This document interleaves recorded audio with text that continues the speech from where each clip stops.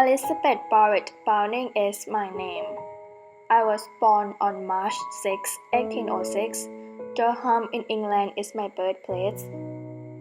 I was the oldest of 12 children in my family. My family made their fortune from Jamaican sugar plantations. At the age of 6, I extremely loved reading books, novels. I enjoy reading all day long without feeling bored. I think reading gives me inspiration and it is also my enjoyment. Before the age of 10, I have read passages from Paradise Lost and a number of Shakespearean plays. Among other great works, they were huge inspirations for me. I was educated at home. My tutor is Daniel McSweeney. At the age of 8, Pope's translation of Homer was surprised with my talent that I could able to read and understand quickly. I also studied Greek at 10. At the age of 12, I wrote my own poems named The Battle of Marathon. It was published in 1820 by my father. My parents always supported me in writing. My mother collected all my poems and created the collections of poems by Elizabeth Barrett Browning. My collections became one of the largest collections of juveniles of any English writer.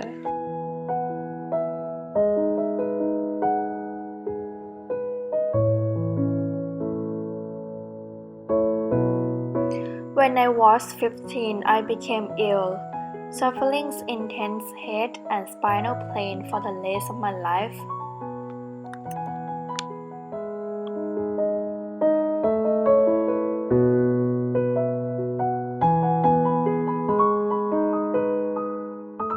Later in life, I also developed lung problems, possibly tuberculosis. I took Radhanam for the pain for an early age, which is likely to have contributed to my flawed health.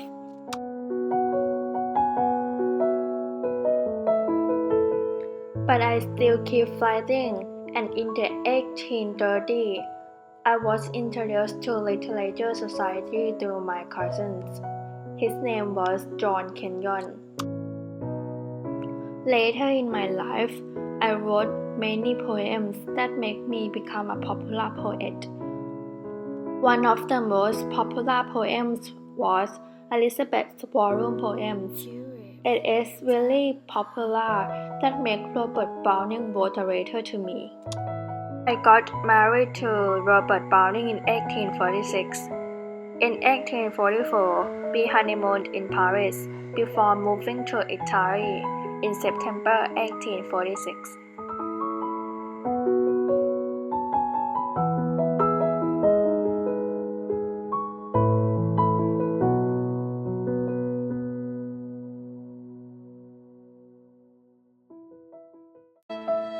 Later on in my life, I became gradually weaker, using morphine to ease my pain. I died on 29 June 1861. One of the poems that I write is The Kind of Children. I got inspiration after I read Parliamentary Report published by the Children's Employment Commission in 1842, which record the appalling conditions endured by children working in mines and factories. This poem consists of 13 stanzas. Each stanza consists of 12 lines, metaphor, tone, and warmth, with A B A B C D C D E F E F format were used in this poem. The major themes of this poem is children's rights should be protected by people who has power or the government. Do you hear the children weeping, oh my brothers? Ever the sorrow comes with years, they are leaning their young heads against their mothers, and that cannot stop their tears. The young lambs are breathing in the meadows, the young birds are chirping in the nest, the young fowls are playing with the shadows, the young flowers are moving toward the west, but the young children, oh my brothers, they are weeping bitterly, They are weeping in the playtime of the others, in the country of the free.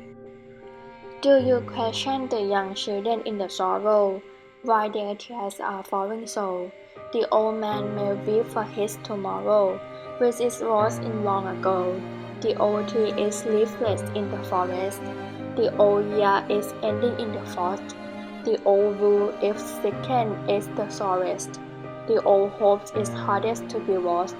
But the young children, oh my brothers, do you ask them why they stand, weeping sore before the bosoms of their mothers in our happy fatherland? Elizabeth Barrett Browning's political poem shows her support for the children's rights who work in the mines and factories by using repetition, metaphor, and rhymes. To tell that rights shouldn't be taken away from the children, Elizabeth Barrett Browning uses metaphor to compare the young of other species with the life of children who were forced to work in the mines and factories. I compare the life of lambs, birds, fowls, and flowers with the life of children, that those things are more unhappy unlike them. The children are supposed to have more freedoms, as they are human beings who could do lots more things rather than just working in the mines and factories. They are weeping in the time when they should play with others. Their life should be more bright and better than this. I was trying to let others know that they were forced to do the things they shouldn't do. They deserve more freedom and right. I used the last line in contrast about the country that would give freedoms to people, but it is not true. Rights were taken away from the children. As Elizabeth Barrett Browning wants to mention that the right was taken away from the children, she uses repetition to emphasize the readers about the tough situations that the children need to pass through. All day and round is repeated in this stanza to get the attention from the readers that the children are forced to work all day long without even seeing the sun, as they work before sunrise and finish after sunset. The work they do are absolutely too hard for them in this very young age, and they are not even given the time to take a break. The wheel is turning and turning all day long. Nothing they could do unless keep working till the end of the day, when they are feel so tired even to breathe. It is clear that the rights of children were taken away from them.